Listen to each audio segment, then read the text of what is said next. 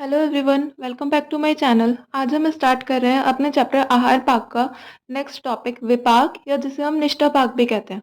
इसकी परिभाषा के लिए श्लोक दिया गया है। जाठरेण अग्निना योगद्ये दुदेति रसांतरम रसानाम परिणाम आन्ते स विपाक इति स्मृता। इसका रेफरेंस है अष्टांग हृदय सूत्र 9/20। चलिए इसका मीनिंग देख लेते हैं।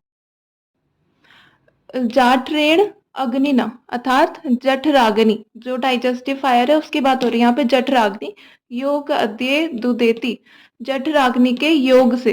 जठराग्नि हमारी किस पे काम करती है?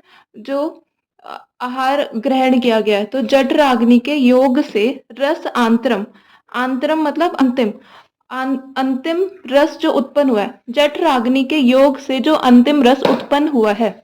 पहली लाइन का ये मतलब है। सेकंड का रसा नाम परिणाम आंते सविपाक इति स्मृता, जो रस उत्पन्न हुआ है परिणाम से, परिणाम आंते जठराग्नि के योग से जो अंतिम रस उत्पन्न हुआ है, सविपाक इति स्मृता, उसे ही विपाक कहते हैं।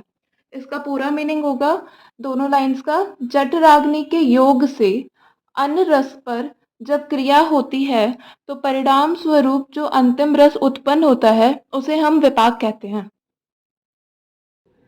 विपाक अपरिवर्तनशील होता है। अपरिवर्तनशील से मतलब है कांस्टेंट रहता है, कभी चेंज नहीं होता है। जैसा हमने अवस्था पाक में देखा था, अवस्था पाक उसकी स्टेटस के अकॉर्डिंग रस चेंज होता है अवस्था पाक में, लेकिन विपाक में ऐसा नहीं होता है। जो अंतिम रस होता है वो एज इट इज रहता है, सेम रहता है।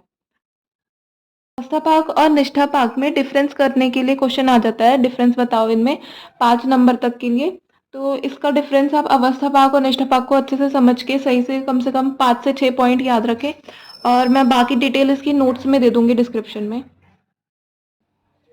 विपाक के प्रकार या भेद। विपाक के कितने भेद होते हैं, इस विषय पर अलग अलग आचार्यों के विचारों में बहुत भिन्नता थी, जिस कारण विपाक संबंधित भेद निम्नलिखित प्रकार से बताए गए थे।